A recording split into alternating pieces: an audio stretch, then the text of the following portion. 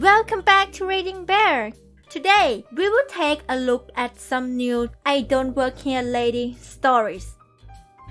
And if you enjoyed my content, please don't forget to subscribe to my channel and post some bear emojis in the comments. Let's go! The first one is titled, I assure you I know where I work, so, living in an area with little options for department stores lead to seeing the same customers frequently, in and out of work. I work for a well-known company that has a very specific uniform, think printed, branded scarves around the neck kind of specific. A couple of days ago, having spent enough time encountering the joys of panic buyers and stockpilers, I left the store on my break to go pick up a few items at another department store next door. Now this store doesn't have a uniform per se, just the clothes from the section that employee is working in, plus a colored name badge for clarification. I very much do not look like I work there. At all. Especially with the mask I'm wearing with my work logo clearly written on the side. I picked up something from a table but decided against it and went to fold it before I put it back in the pile, because trust me, I know how awful tables can get, every little helps. I get a tap on the shoulder followed by the telltale clearing of a throat, which I didn't appreciate given the circumstances, so I turned around, naturally assuming I was in the way. We shall call him disgruntled customer, DC.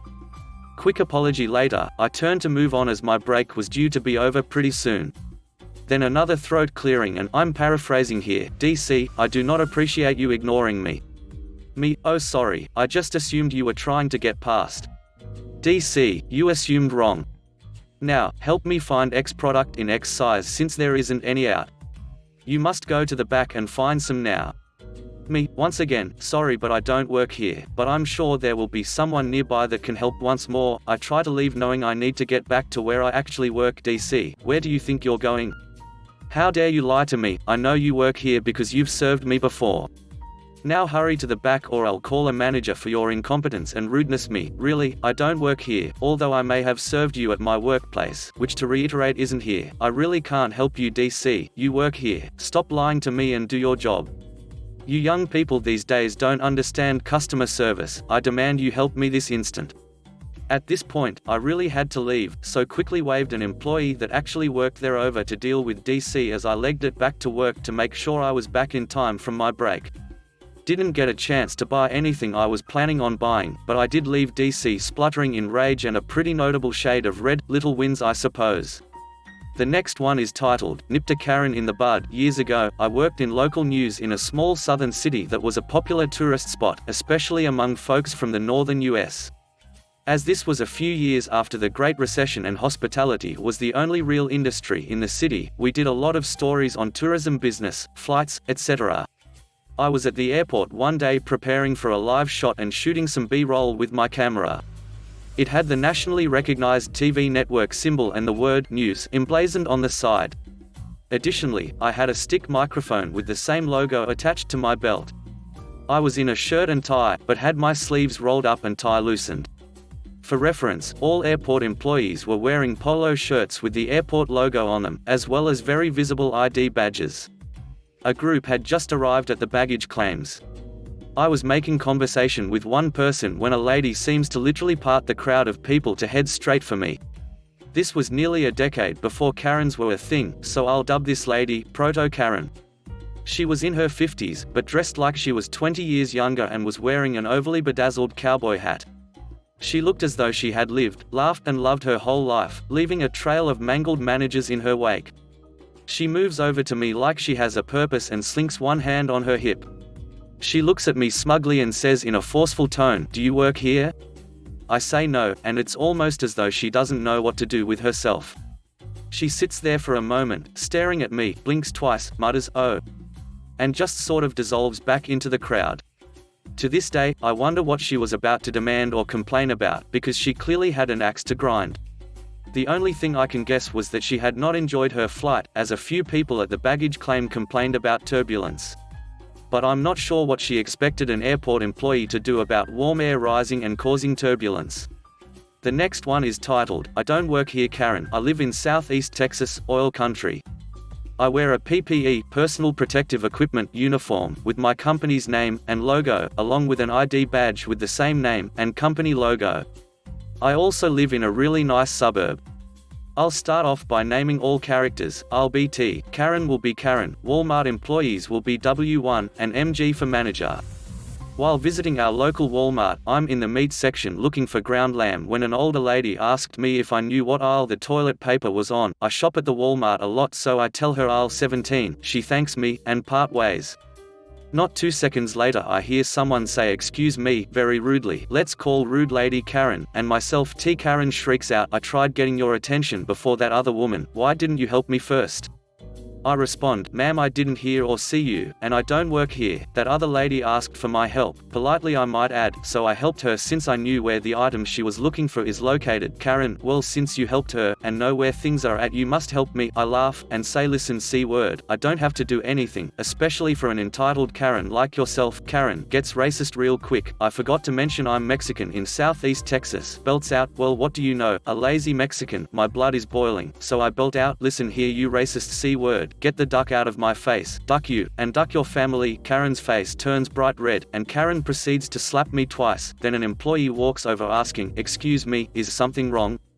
Before I could say anything, Karen goes off into a Karen rant. Karen, I asked this lazy Mexican for help, and as usual he's too lazy to help me. These dang foreigners need to go back to where they are from. The Walmart employee was Mexican as well.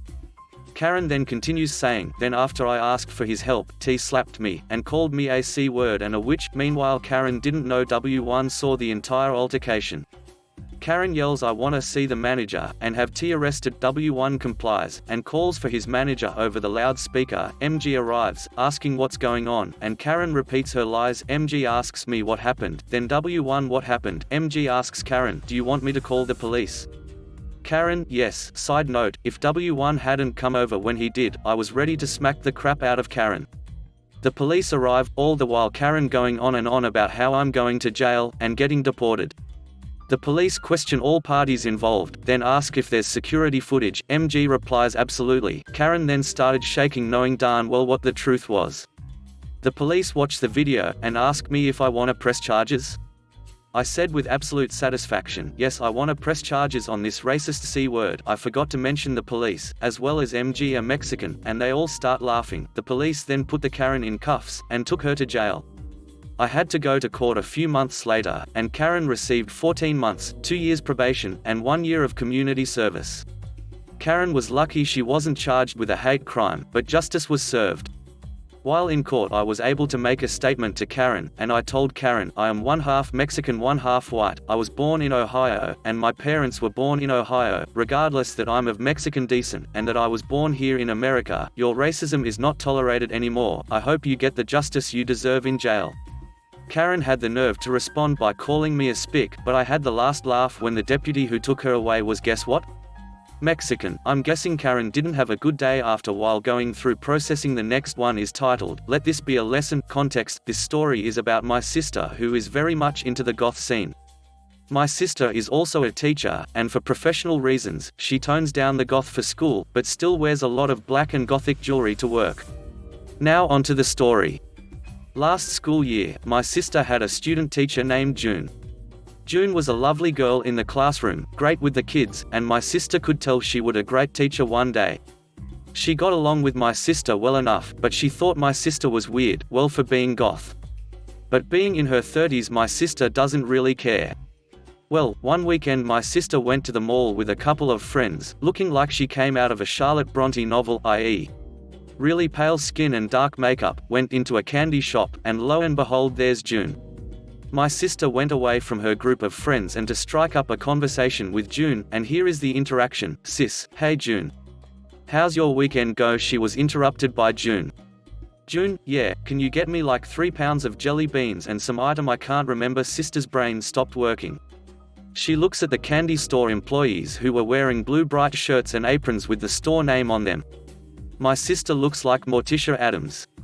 Maybe weekend brain. Sis, June, it's me. Ms. F, your mentor. June, yeah so? Sis, you work in my classroom. At Catholic school. June, and your point is? Sis, it's me Ms. Franklin, not real name obviously. June, again so what? I need jelly beans and some items I can't remember. Sis, look I just came to say hello, but obviously not.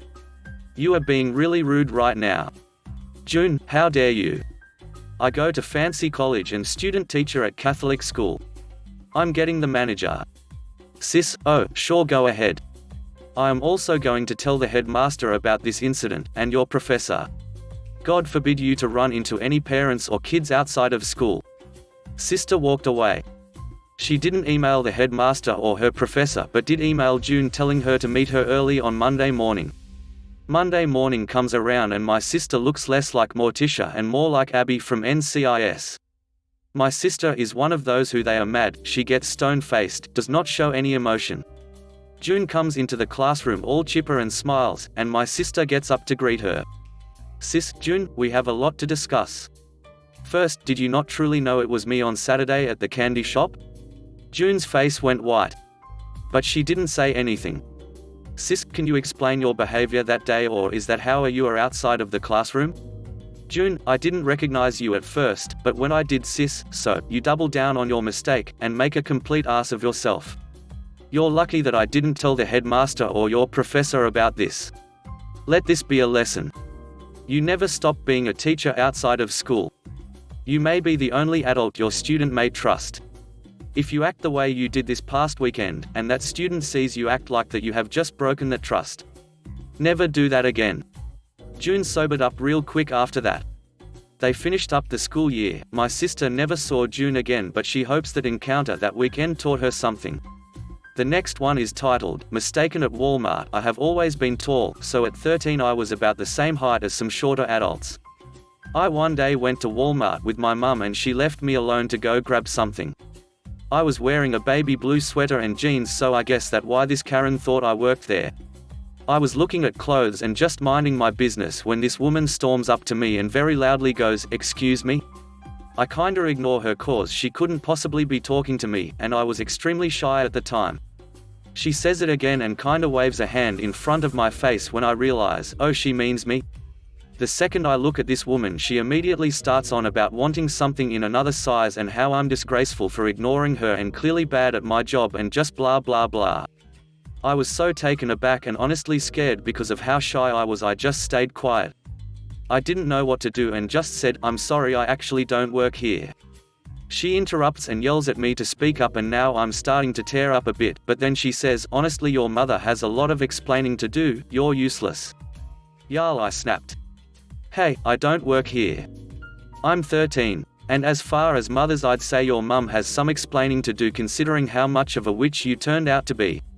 I'd rarely sworn before, religious family, and as she sputtered my mum came back. She'd heard this woman and was rushing back as I went off on her. My mum just glared at her and then took me for ice cream. No one insults my mum. This marks the first time I was pushed until I stood up for myself and has made me much clearer when communicating with people. Though I'm still a naturally quiet speaker and shy at times, still I laugh to think this woman actually thought I worked there. I may have been tall, but looking back I had such a baby face. The next one is titled, He Was One Too Many. Background, I'm a male flight attendant. When doing multiple flights per day, you may be in 3 airports in one day. Passengers seem to think anyone with a uniform knows off the top of their head what gate the flight to Atlanta goes from. B. The location of the nearest McDonald's. C. Location of the airline elite lounge, etc. Sometimes they don't even ask, they just walk up and bark out what they are looking for. Restrooms. If they're nice, I'll look around and try to assist as best I can. Back in the day, one flight attendant would be sent out to take tickets to assist the gate agents during boarding. I don't even remember the airport, but we had arrived, unloaded the passengers, and were boarding the next flight. I was sent to pull tickets. I wasn't familiar with this airport. The passengers had all boarded and I was standing there waiting for any last-minute runners. An older male Karen stomped up to me and angrily demanded, "Where can I get something to eat around here?" I had my poker face on and looked around the terminal area and pointed to a restaurant near the gate. "There's a Mexican restaurant over there." Angry people shouted, "I don't want that," and glared at me, fuming. I'd had a long day and wasn't having it. "Piss off, Grandpa. I don't know this airport. Get the hell away from me." He stomped off. The 2 agents at the desk were looking at me with very wide eyes, then they busted out laughing. I got on the plane and away I went. The next one is titled, Miss Brown. Many moons ago, I went to a private school in the UK with an academic scholarship. The scholarship is not important in itself for this tale, but it was expected that kids who earned them were to maintain top grades and represent the school in a well-rounded, exemplary manner. Among other things, I was the stage manager for the school productions and a prefect. For those of you not in the UK, a prefect is one of the older students, sixth formers at my school, that has duties such as managing the lunch queue and supervising the library. Sixth formers, ages 16 to 18, wore suits rather than the school uniform. For girls, for that is what I am, this meant a fitted blazer, blouse, trousers or skirts, preferably a pencil skirt, and leather shoes. Female students were also encouraged to wear a bit of makeup and heels, but this was in no way a mandate. On top of this, prefects and teachers wore gowns when going about their duty. That was one of the reasons locals to the area called the place Hogwarts. Onwards, I loved sixth form. I did subjects I actually cared about and was a senior member of an awful lot of societies, and I really liked wearing a suit. I will admit, I spent a lot of money on those clothes and I looked good in them. I am not especially pretty, but suits gave me an androgynous flair and I was finally allowed to wear heeled lace-up boots. Another thing about me is I have a very loud and quick walk. The clip beat that is generally used to signify a scary female teacher is bearing down on the heroes of teenage movies is exactly what I sound like. On the one hand it was embarrassing, and on the other I did have the power to silence the head of mathematics just by walking up the stairs. Two final points, I was the head of debating and therefore spoke with an accent that had been trained to sound like it should not be challenged, i.e., posh and confident, and due to the quirks of the UK private school life, I was addressed by my last name. Here I shall call myself Miss Brown. All told, people thought I was a teacher.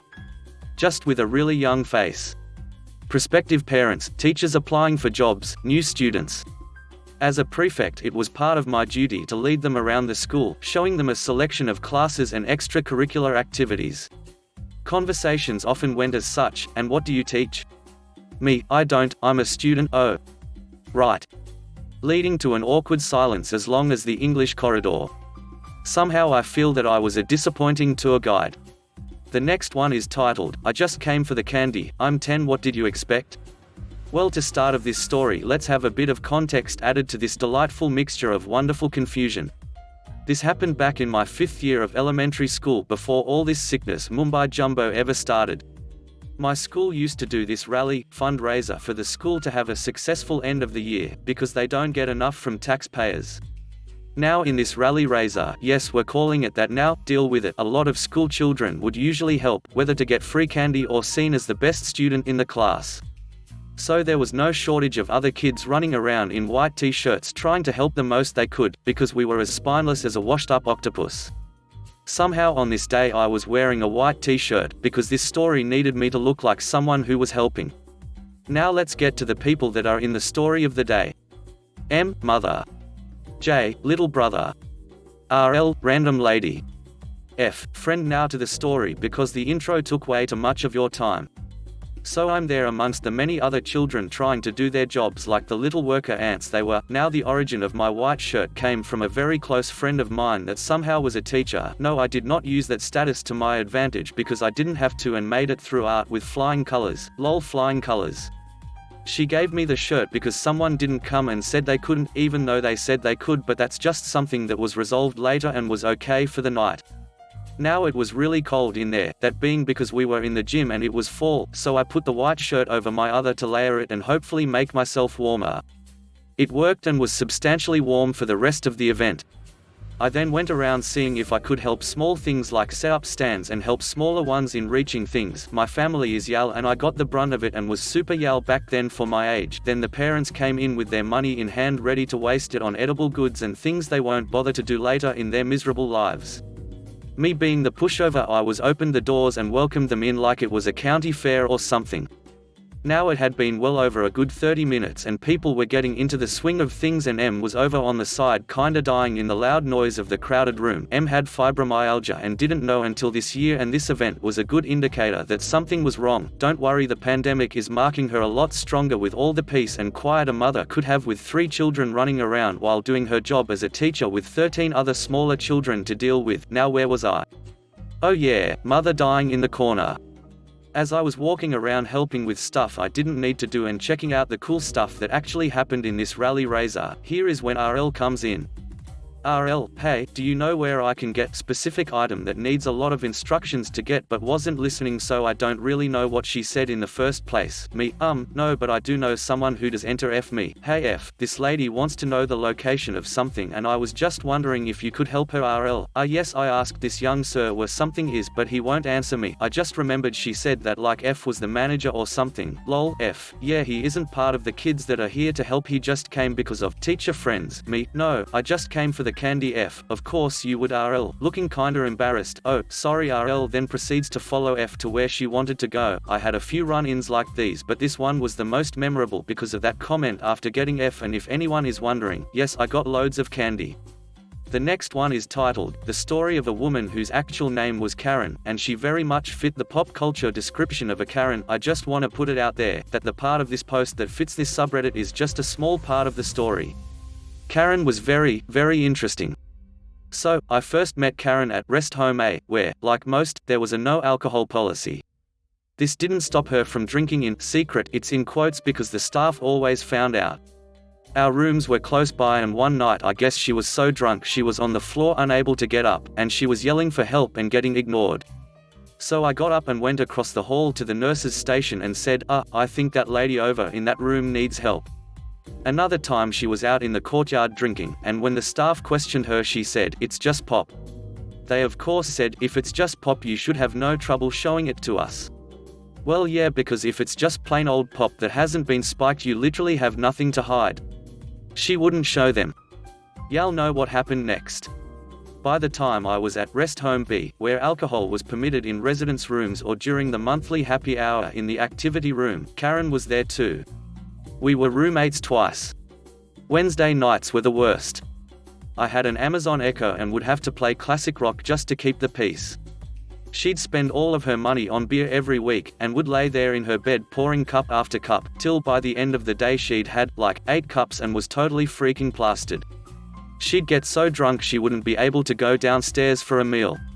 So I'd have to share some of my snacks, which I didn't mind doing, to a point. I would eventually tell her enough was enough, only for her to whine about how she was starving. There were also times she'd be so drunk as to fall out of bed, and I'd go to press the call bell to get a healthcare aide in there to help her up, and she'd be like, no, don't press no call bells. Just pick me up. I am disabled and can't even pick up a toddler, much less a 60-pound drunk lady. This is why I posted it in this subreddit. The last time I saw her, she'd fallen out of bed again, and by the time we went back to the room she'd crawled over to my side of the room, used my assist handle to get herself up and then collapsed into my bed. Groan. The next one is titled, Let Me Out. Not exactly work, but a good tale. Many years ago my son was having a difficult year as a teenager. The details don't matter, but at one point he was temporarily in a mental health facility for his own good. His mother, who is now my ex-wife, and I went to visit him in his lockdown psychiatric ward. My ex was an angry person, always upset, always shouting, blaming, shrieking. Honestly, she was probably a large contributor to his difficulties. She is now my ex-wife for a good reason. When we went to visit him she went on one of her typical tirades and shrieked at him, actually blaming him for disrupting her life. Just what a suicidal person needs. She got so upset over his blasé reaction to her shrieking that she ran out of the visiting room and to the door that we had entered earlier. She did not realize the door only opened in. In her agitated state she grabbed and pushed and pulled her 98-pound weight against the steel security door. She started shrieking, "Let me out! Let me out! I have to get out of here!" A very kind nurse came up and put a gentle arm on her shoulder. "I'm afraid we will have to talk to the doctor before you can leave." Well, that did not go over very well. She really started shrieking then, shouting at the nurse, at me, and our son, as we all stared at her raving. The other patients in the day room were all calmer than she was. I let her twist in the wind a few moments with the nice attendant, kind of rolled my eyes and got up and calmly informed the nurse that this shrieking, wailing person flailing at the door was not a patient, but a visitor. My son and I still have a good laugh about that now and then. He does not talk to him mum much to this day, and he has recovered very well from his troubled times. I found a woman who is nice.